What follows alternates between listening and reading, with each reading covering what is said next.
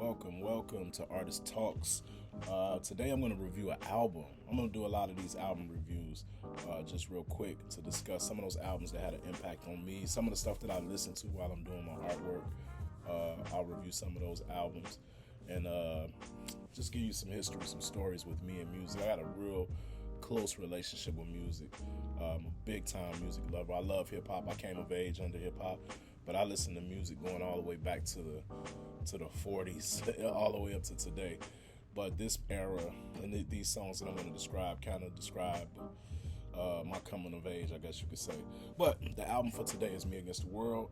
It's Tupac Shakur's third album. He did have an EP, it's a little short album, abbreviated album that came out before Me Against the World in '94. It was called Thug Life, and I know everybody that was around back then and loved hip hop knew that Thug Life album. It was kind of a compilation album. Had some of his friends and some other people we never heard of, Big Psych and all those people. We were introduced to them on that Thug Life album. Those of us that's not from California were introduced to some of them. But Me Against the World, that third studio album by Tupac, came out on March 14, 1995. And it was, I was 20 years old, I think, 19 or 20 years old when it came out. And to me, it's one of Tupac's most profound pieces of work. He really went introspective with this. The leading single was Dear Mama, which was everybody's favorite song at the time, probably one of the most heartfelt, I guess, hip-hop songs at that time. I can't think of many other from 1995 were as heartfelt as Dear Mama. I used to love Old School, but Dear Mama, of course, was the big song. Now, for me, I'll give you a little bit of what's on the album before I start running my mouth about the whole album. Of course, you had the intro, which I remember the intro was cool because it was just a montage of news reporters talking about when Tupac got shot in New York City. And I remembered, I think it was called Quad Studios. I might be off a little bit with that. I think it was called Quad Studios. But he got shot in New York City. And it's just a montage of different reporters talking about how he got shot, how he left the hospital and all that. And then right after that, he goes into this song, If I Die Tonight. And it samples Betty Wright. And you can hear her voice singing in the background of that song. And it's interesting, Tupac, people look at him in retrospect and say, it's like he had a death wish, but I don't think that's the way I would describe it. I think that Tupac embodied, I guess, the manhood of his generation, of my generation, the men in our generation, in every way, both good and bad. He was as contradictory and as beautiful and as ugly and as aggressive and as soft as everything, that we were. He was multi-dimensional, all wrapped up in one person, and very open about all of those contradictions, about all of that beauty. And you would hear one song where he's talking about the most beautiful things in the hood, and then the next song would come on and it's like thugged out. But all of those elements existed within us. I know at different points in my life it existed within me. And it was honest, and that's why we all gravitated towards him. And I think if Pac had been alive, and everybody has the what if Pac was alive talk, but I believe that he had us as a generation, the men, he had our ear. And if he had went political, we would have went political. If he had kept going with the thug life, we would have kept going with the thug life. And I always wonder, what could have been. What would a 40-something-year-old Pac looked like in reality? So, but that song, If I Die Tonight, it was a period of time where death was literally around the corner. No pun intended. He had a song on this album called Death Around the Corner, which is one of my favorite songs. It Ain't Easy is on this album. Let me give you the list. Okay, it starts with the intro. If I Die Tonight, which is a classic song. Not my favorite song on the album, but such a great way to introduce this album. And when you look back on the narrative of his life, it's almost like he was predicting or looking ahead to a future that he kind of expected to take place with him dying. It was just a powerful intro. The second song was the title track, Me Against the World, featuring Dramacidal. Actually, it sampled Minnie Riperton. If you listen close, I guess you could go to a site. They got some sites out there you could go to and you can see who sampled what. But I know Minnie Riperton was sampled in that Me Against the World. Also, not my favorite song on the album, but a very powerful song, very lyrical. The next song, number 4 on the track, fourth track, is So Many Tears, which is one of my favorite songs on the track, top 3 easily. Powerful song. The story that he tells in there. I remember listening to this song on repeat, So Many Tears, because it really expressed a lot of the fears that some of us had, that we didn't always discuss with one another. We kind of bottled them up and kept them inside, and Pac was brave enough to get them out. I wish I could play this, but I know it's going to go online. I don't want to get struck down. But I advise you to go listen to the album and get some more. The next song is Temptations. Not one of my favorite songs on the album. It sampled Roger Troutman, Shirley Murdoch. Good song though, solid song. The next song is Young Niggas. Another song wasn't my favorite song on the album. Towards the bottom of the album for me. I'm not really, never was a big fan of that song. And it's not, and that's hard to say for this album because every song is good. You could take that album and that song that I'm calling, that I'm putting on the bottom of this album, would be near the top of another album in 1995. So that's how, effective he was with this project. The next song, Heavy in the Game with Richie Rich, he was, kind of giving us that Bay Area sound with that. And a lot of Tupac stuff on this album, I was feeling that Bay Area sound. As a matter of fact, Shock G produced some songs on this album. Lord Knows is the next song. I'm not going to go down the whole album, but Lord Knows is the next song. Lord Knows is probably my favorite song on the album. It's one of the most deeply introspective songs on the album, and it's a conversation that I've had with myself. And I think a lot of us had it with ourselves. And a lot of brothers that I know, when we talk about this album, and we have a lot of conversations about music, and I have over the last 25 or so years with my friends. I got a lot of friends that love music as much as I do, if not more. And when we have conversations about this album, 2 songs stick out. And they're not the most popular songs. It's not Dear Mama and Me Against the World. It's usually Lord Knows and It Ain't Easy. Because he had a conversation publicly that we only had with ourselves. And that was a powerful thing. It ain't easy being me. Will I see the penitentiary or will I be free? I've sang that chorus 1,000 times from the penitentiary. So it's those 2 songs are the most meaningful to me. I love Old School, where he paid homage to all the greats, the early MCs in this culture that we call hip hop. Death Around the Corner is in my top 3. I love top 3 for me is Lord Knows, It Ain't Easy, and Death Around the Corner. They're my top 3 songs on this album, easily. But the album, and So Many Tears, that's tough to even pick 3. The album is so. Like I said, this is the album that defines Tupac. Not to take nothing away from his other albums, but I think his first albums were just him getting to know himself.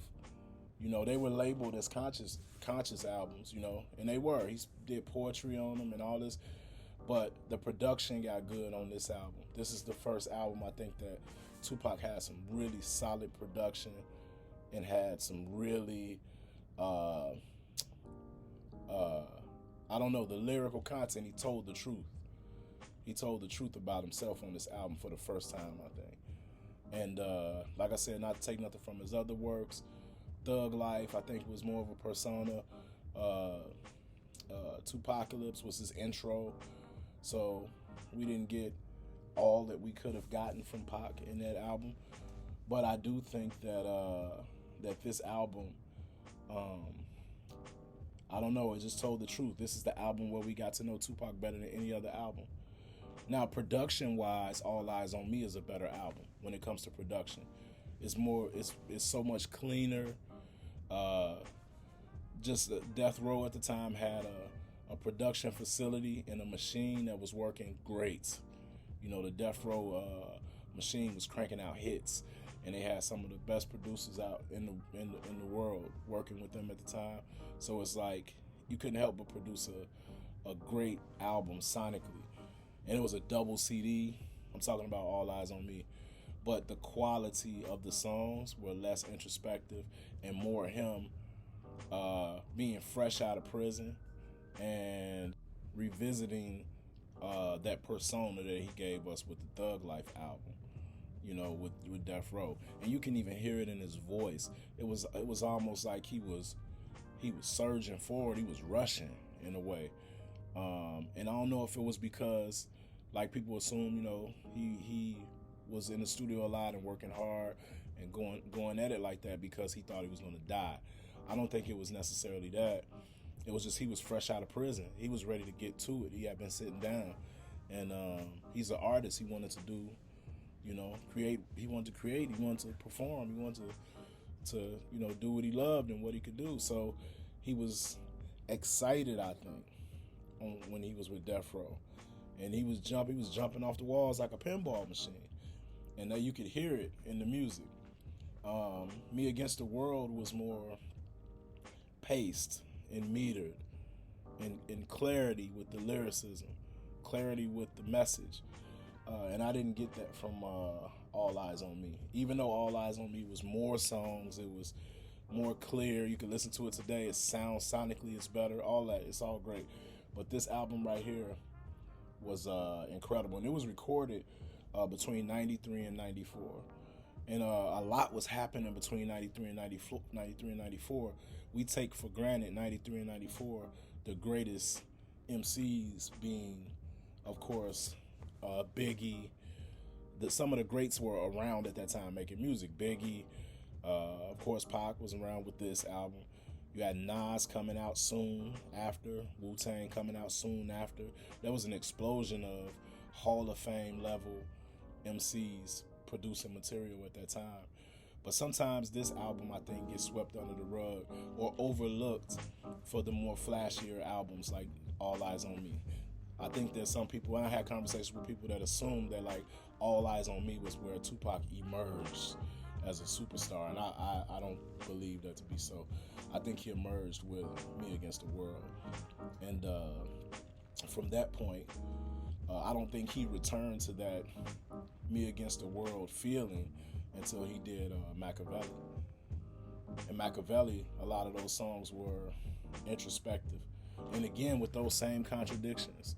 Those same contradictions were in Machiavelli. You know, he had one song expressing this tremendous beauty. The next song is ugly, but even in its ugly, you know, state, it's still beautiful because it's a reality. It's the truth. You know, the truth is not always polished and shiny and pretty. Sometimes the truth is a hard pill to swallow, and he would present that in a very honest way. So, yeah, Me Against the World is one of my favorite albums. When I say one of my favorite, I'm talking top 5 greatest hip-hop albums of all time for me, Me Against the World. And I love hip-hop, and I know a lot of hip-hop. I know I've listened to everything. I like to say everything that was relevant in hip-hop I've listened to at one point or another, at least, you know, at least a part of it. I give everything my ear. But this Me Against the World album was special. Tupac was special. When you think about it, and I have thought about it, Tupac Shakur, he had this tremendous impact on the music world, on culture, period, not just the music world, but he had this tremendous impact. And we only had Tupac with us for 5 years. Tupacalypse came out at the end of 91. It came out at the end of 91. I was like 16 or 17, 16 years old, 17 years old, 16 years old. It came out at the end of 91. And we lost Tupac. He was murdered at the end of 96. So we had him just shy, maybe 2 months shy of 5 years, where we actually knew who Tupac was. He was in the public consciousness, just shy of 5 years. And he had this tremendous impact in that short period of time. That says a lot about his artistry. It says a lot about what he presented, because there's a lot of artists that didn't have Tupac's impact that, were out, twice as long as him, or were around twice as long as him, produced as many songs as him, and did not have the impact that Tupac Shakur had, And I like to say that some artists are the great value version of somebody else. And I'll do that on some of my other album reviews, but not with Pac. Tupac, there is no great value Tupac. Nothing after him. I'll give one. Lil Zane is a great value Tupac. Or I could go on, but I'm not going to do it with this one too much. But I always say there's a great value version of everybody. Tupac is not the great value version of anybody. Tupac is a complete original. And what he put out was incredible.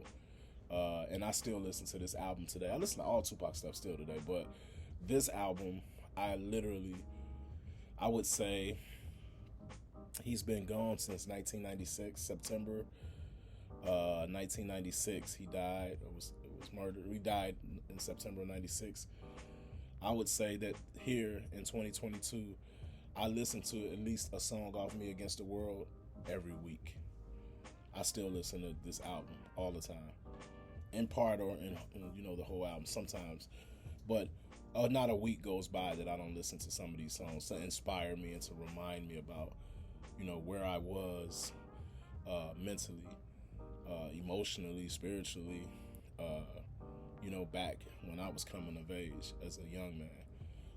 And some of those things, that mentality that I had led me down some different paths in life, and altered my trajectory.